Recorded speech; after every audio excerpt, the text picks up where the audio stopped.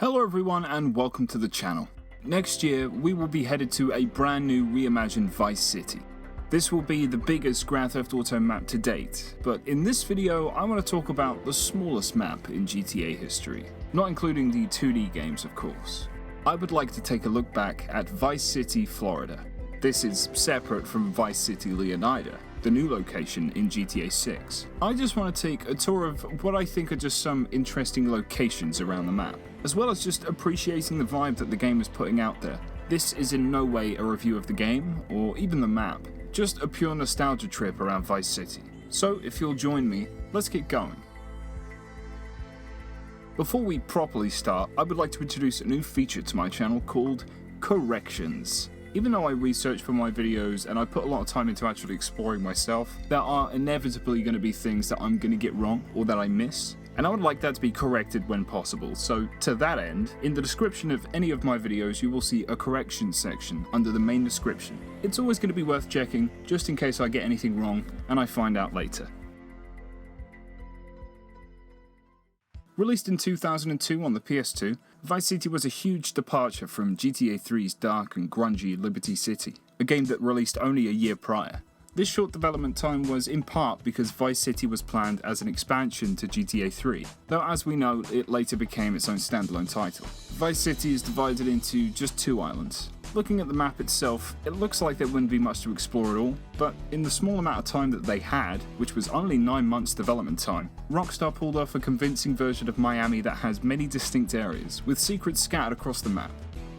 Despite the short dev time, Vice City is a brilliant period piece whose design is still stunning almost 22 years later. The sky is always full of colour, and there are palm trees of every variation. Big, small, sideways.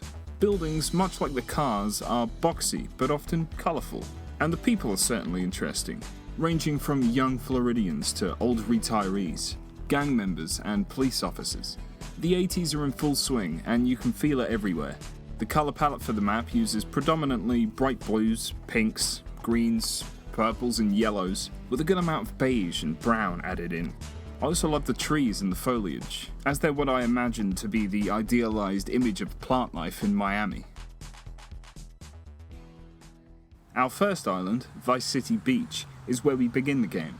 Vice City's iconic beach spans the length of the island, with people sunbathing in droves, and generally enjoying the weather in their swimsuits. At the very south of the beach sits the lighthouse, modelled on the real Cape Florida light. Towards the north is the RC racetrack.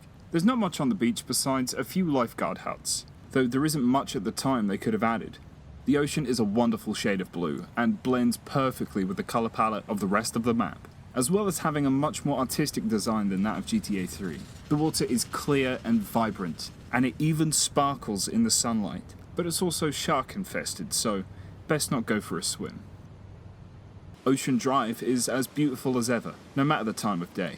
When the sun's out, people can be found walking the streets, going for a jog, as well as roller skating. During the night, clubbers and other party people roam the streets, while neon pierces through the dark.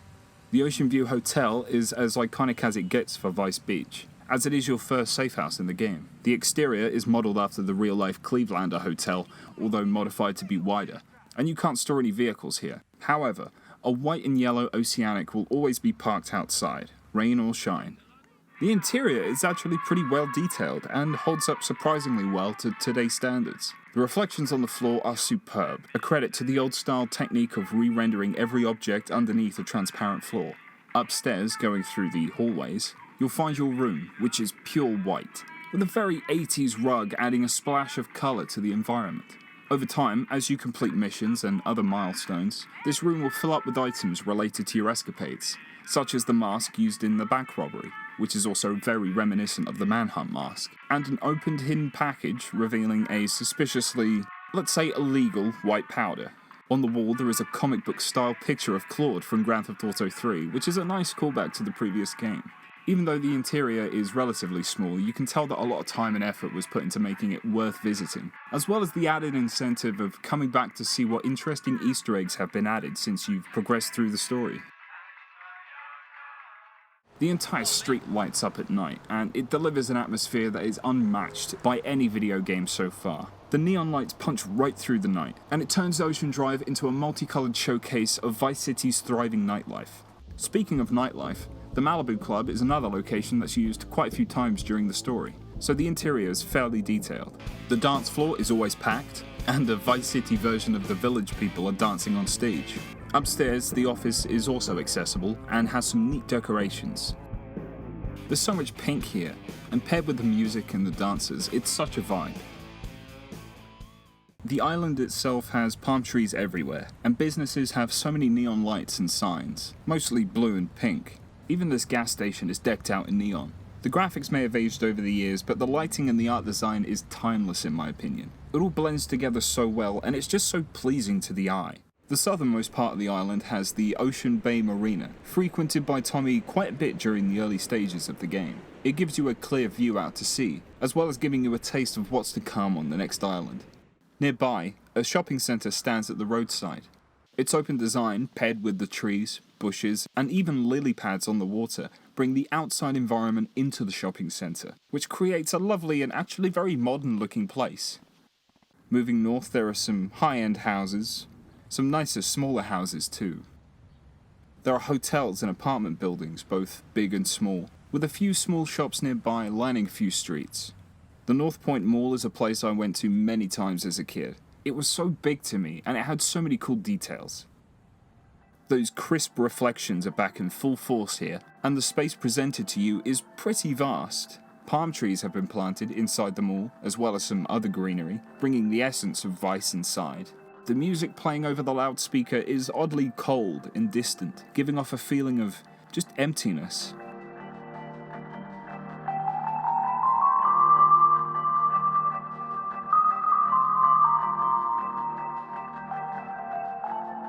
Stores like the Gash, a parody of Gap, can be accessed.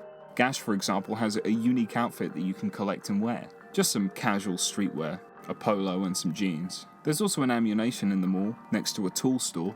The ammunition, like all the others, is stacked wall to wall with guns, and a big American flag is plastered over the back wall. Floridians can be very patriotic. The tool shop is filled with, well, the obvious, as well as holding a unique outfit like the Gash. Other small stores include the vinyl record store, Family Jewels, and the cafe that is eventually destroyed by Tommy. It was enterable previously, but now not so much. There's also a fast food court in the mall. On one side sits Beef Bandit and Shaft hot dogs, the taste of a real man's meat. Also featuring Burger Shop with a period-appropriate logo, sat next to a pizza vendor. There's a giant Sprunk cup sitting by the north entrance of the mall, right next to an Infernus that is on display as a prize car. You can of course steal this and drive it around the mall if you want to. Gangs and other groups seem to frequent the mall quite often. People can be seen hanging out in groups and talking all over the place. It's just such a neat addition to the game. The design is clean and minimalistic. While it is limited in detail due to the constraints of the time, it is also quite a convincing mall for a 1980s Miami and a fun place to explore. Like I said, even if it is a little bit empty, especially with that music playing over the loudspeaker. Moving out of the mall and down south in the middle of the island, there's another tool shop located right next to the infamous construction site. A hotel sits across the road with a beautiful pool, surrounded by some very pleasing bushes. Some colourful changing rooms also sit near the back. The police station across the road is also accessible, but of course only to fellow law enforcement officers. Walking in, you'll see no civilians beyond this point. It's a good thing we're dressed for the occasion. To the left sits the locker room. If you have forgotten your uniform, you can find one in here. Moving upstairs, you can find the police officers, with cops roaming around doing absolutely no work.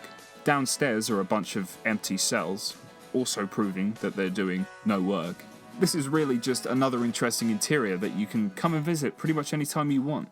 The rest of the island pretty much follows the same design cues. It is, on the surface, quite a wealthy looking place. The layout is very simple due to how narrow the island is, but it still manages to feel larger than life. The views are always pretty, and the map still feels big enough when you're driving around that you don't necessarily notice the small size. I think this is because the layout of the roads creates a kind of false distance that you have to spend more time driving from A to B, as there's more twists and turns. And the cars in the game really don't go that fast either. This is something that Rockstar did very well in the 3D trilogy, and I think to an extent in Grand Theft Auto 4. But if you watch my recent video for Los Santos, you'll know that I don't think they did that very well for GTA 5. Leaf Links Golf Course sits on its own small island. Leaf Links has a few pedestrians in golf attire scattered around the course, and sometimes even driving around in golf carts. In order to enter the golf course, you must pass through a metal detector that will strip you of your weapons and leave them outside. A tennis court is present near the entrance, though you won't see it being used. And from here you'll notice that this is probably the greenest location in Vice City, with various trees of different kinds and grass everywhere. Small bridges provide access to the rest of the course, with that crystal blue water running below. A small driving range faces the water, owing to Vice City's growing problem with golf balls ending up in the sea. Moving on, we have Starfish Island, a large oval-shaped island in the center of Ocean Bay. Starfish is a wealthy gated community, containing luxurious mansions all with extravagant swimming pools to match. These homes are extremely excessive, and each property has a huge garden. One of these homes has a particularly special pool in the shape of the Rockstar Games logo. Of course, Starfish Island was also home to Ricardo Diaz before he was eventually killed by Tommy. Diaz's mansion, now Vassetti Estate, is the biggest home on the island, and is of course the most detailed. Stepping inside reveals the main hall, covered in a velvet red. The ceilings are high and the floors are marble. This place is insane. After Tommy takes over, all of Ricardo's art is defaced. There's a small room with a TV and some couches. Not much can be said about this, but like the Ocean View Hotel, the more you progress through the game, the more stuff will be added to the mansion. The office is inspired by Tony Montana's office in Scarface, a movie that was a big inspiration for the game. The view from the window overlooks Ocean Bay and out to sea, and it's a lovely sight. Starfish Island is for the rich and powerful. Prawn Island is much of the opposite. The island has 3 homes, all dilapidated and controlled by gangs. Each one of these houses is in ruins. The yellow building can be entered as it's used in a mission. This is one of the most run-down houses in Vice City. The house is trashed, and the upper floor is collapsed, leaving a gaping hole. Next to these houses is Interglobal Films, a studio where lots of different things have been filmed, and not just movies. Here, for example, we have the set of the moon landing, possibly proving that it was in fact faked in this universe. Another set has half of a battleship. A miniature version of the whole ship can be found outside, next to a UFO. And a ramp truck. Some red British telephone boxes are also placed nearby. The last set is for production of an adult film. Posters for this film can be seen littered around the map. There's also a fake street with fake stores and a fake burger restaurant. I love coming to the film studio, it's quite a unique spot, and it gives me a lot of nostalgia. Vice City Mainland is the other large island. It's a lot more diverse than the beach area, as it's not dedicated to hotels and nightlife and tourism. There are of course hotels and such here, just not as many. The mainland has a lot of shops and businesses, as well as modest homes for people who want to live near the beach. Along the main road sits many businesses and shops. The classic Cherry Popper Ice Cream Company has a location here, as well as Beds and Rite and Aid, both of which have locations in Casa City from Manhunt. Along the street, ignoring the typical hospital and police station buildings, you can also find the bank that you eventually rob. The bank has a decent amount of detail for only being used in the one mission. As well as the general ground floor, there are offices upstairs with some cash for you to collect. There's also a small security room. The bank isn't that remarkable, but it continues the aesthetic of other interiors like the Ocean View Hotel and the mall. It's clean and has shiny floors and wood paneling everywhere. That classic 80s look thrives in each one of these locations. Little Havana is controlled by the Cubans, and it is not a wealthy area by any means, but it's not doing awful for itself if you ignore the gang violence. But it's not doing great. Businesses like the cafe are still on their feet, and they're in pretty good shape physically. The homes may not be huge, but they're in decent condition, mostly colours and shades of pink and blue. Little Haiti hasn't fared as well over the years. It's considerably more run down. Homes are in terrible condition, and low-income small businesses seem to be barely surviving, and there are many that have been closed down or are going out of business. Gang members roam the streets here, and there are constant firefights with the police. Little Havana, and especially Little Haiti, break the image of the idealistic facade that Vice City puts on. There aren't big neon signs, clubbers, and tourists. Instead, you have the people that the city has left behind. Nearby Havana is the Sunshine Auto showroom. Once you complete the vehicle list here, unique vehicles will spawn here for you to take. Headed down to the garages, a beta version of the map can be seen where you enter races. There are actually quite a few differences with the final map, but some more obvious ones include the northern portion of the beach being significantly smaller. The stadium is missing entirely, and the airport used to be a little bigger. Sunshine Autos also has its own paint spray, as it should.